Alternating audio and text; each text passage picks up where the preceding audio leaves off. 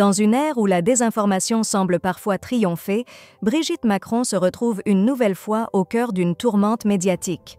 Cette fois, c'est une rumeur transphobe persistante qui conduit l'épouse du président français devant les tribunaux. Un procès très attendu s'ouvre, promettant des débats houleux et une exposition médiatique sans précédent. Depuis son entrée à l'Élysée, la première dame a souvent été la cible de critiques virulentes, mais les attaques se sont intensifiées avec une rumeur infondée, remettant en question ses origines et son identité. Brigitte Macron, déterminée à combattre le harcèlement sous toutes ses formes, a décidé de ne pas rester silencieuse. « Si je ne fais rien alors que cela fait 4 ans que je lutte contre le harcèlement, je ne suis pas audible », confiait-elle en 2022 sur RTL, soulignant sa ferme intention de défendre son intégrité. Peu après cette déclaration, elle portait plainte pour diffamation par voie électronique, révélant la profondeur de son désarroi.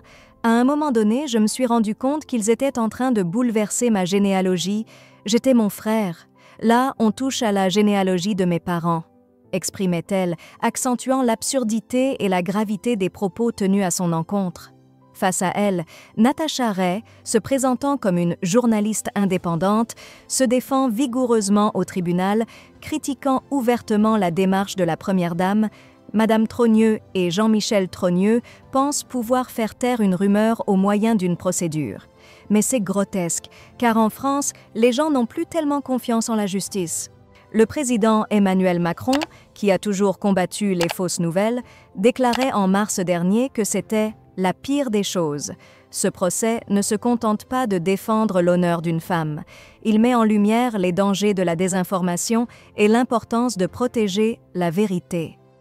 Paris Hebdo suit de près cette affaire qui, au-delà des révélations attendues, représente un enjeu crucial pour la réputation et l'intégrité de la Première Dame et, par extension, de la présidence. Un procès à suivre qui, au-delà de son verdict, pourrait redéfinir les limites de la liberté d'expression face aux dérives de la rumeur.